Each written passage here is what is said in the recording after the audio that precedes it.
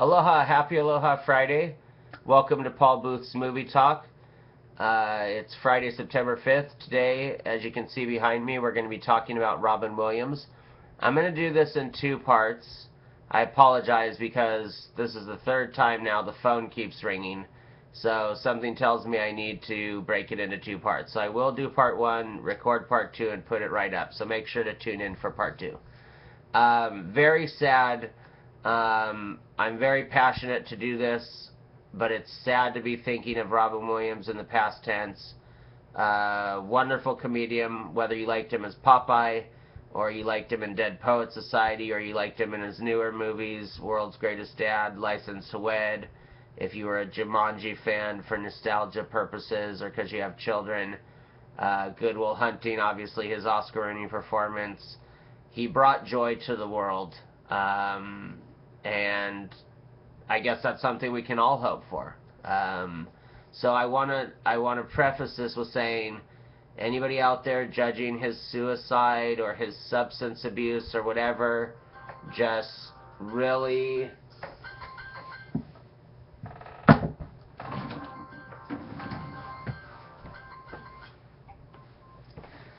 You know what? I've seen Robin Williams roll with stuff on stage, so I'm going to roll with the fact that that annoying alarm went off, and I'm going to get back to what I was saying. Do not judge. You did not walk a mile in his shoes, so I am going to be a little bit stern and say just leave it alone and enjoy the art, because he left us this great body of work that we can watch, pass on to our kids and our grandkids. His work is going to outlive most of us. So, again, thank you for tuning in, and for those of you who never have, number one rule is this is uncensored. I'm not crude or crass, but I want to start off with a movie that he made called Man of the Year in 2007, 2008. It was around election time, so this movie was kind of buried in theaters. You didn't see it many places, and it's hard to find at libraries. It's for that exact reason, because God forbid a movie speaks the truth about political corruption. But it is a comedy. It is not meant to ruffle your feathers or get you mad. It's directed by Barry Levinson, who made Good Morning Vietnam, and also is an Oscar-winning director for Rain Man. But Robin Williams is just on fire in this. And it's funny and scary when you look at some of the things that are said and the corruption of the political system. But I highly recommend it. Track it down, Man of the Year. For those of you with Netflix, I'm going to quickly throw at you that I just looked up what they have on Netflix. Unfortunately, they took off The Fisher King, but they added Good Morning Vietnam. I'm hoping they put Dead Poet Society on, because those were his 3 Oscars within a 4-year period, 87, 88, and 91. For you Oscar factoids out there that know I'm an Oscar factoid myself, one other man has done 3 years in a row, Russell Crowe and William Hurt, both men who, Russell Crowe won in his second of 3 in a row, and I believe William Hurt won in his second of 3 in a row. But Williams had a year where he was not nominated, so it was 3 out of 4. So that shows you that he was more than just stand-up comedian, especially in the 80s, where we all think of him as Robin Williams live at the Met or Robin Williams live in San Francisco. So we really need to look at that, like Robin Williams said, I'm a trained actor, I'm not a trained comedian. So with Man of the Year, great comedy, check it out. The Netflix list here, we have Hook, Jumanji, great for nostalgia purposes, Birdcage, he's brilliant in this film.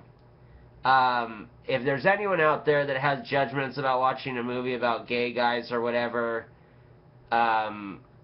really, I almost just suggest you just turn this off, because there's no reason to judge anyone, and I'm not being rude or mean or political, but in the spirit of Robin Williams, enjoy the movies. We don't need to bring our baloney to it. There's enough baloney in the world. Flubber, World's Greatest Dad, and The Big Wedding, which is listed as 2013, so I know he still has a few films he was working on. And the Hollywood Reporter said, he's in Night at the Museum 3, which I highly suggest the first one. The second one, give and take. I didn't really like it that much, but The Big Wedding, it also has Robert De Niro. So for you De Niro fans, you can check out what he's doing. So now I want to get back to Robin Williams. I'm going to wrap up part 1 with Good Will Hunting. I think pretty much everyone has seen it, but if for whatever the reason you haven't seen it, watch it. Not only do you get to see kind of it is not the birth of Matt Damon and Ben Affleck, because they were in lots of movies before, they just weren't known. And now they get put on covers of movies because they were known. But they wrote this great script, and there was just this genius of humanity that Robin Williams brought to this troubled psychiatrist who's dealing with the death of his wife. They didn't hit us over the head, nor did Gus Van Sant, the director, with how he cancels Vietnam veterans and was probably a veteran himself. And that speech that he gives Will about love and loss and life and war is something that we all need to take in. I think we all take for granted. I watch too many movies, so I'm not judging anyone who reads too many books or listens to too much music. I listen to too much music sometimes, but I think what this movie was trying to tell us is that we do need to have experiences outside our town. And it's not to judge anyone that doesn't, but love is not in a movie, and love is not in a book. Love is that girl that breaks your heart, or that guy.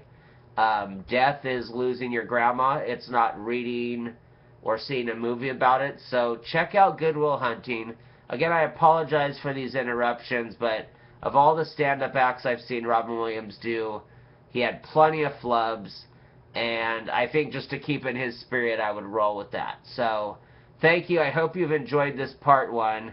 I'm going to be coming at you with part 2 in a little while, and I'm going to fix everything up so there's not any interrupting of our special time here to pay tribute to Robin Williams. Part 2 will include Fisher King, Good Morning Vietnam, Dead Poets Society, and some other closing thoughts and recommendations. Thank you so much for tuning in, and happy Aloha Friday, and I will see you in a little while for part 2.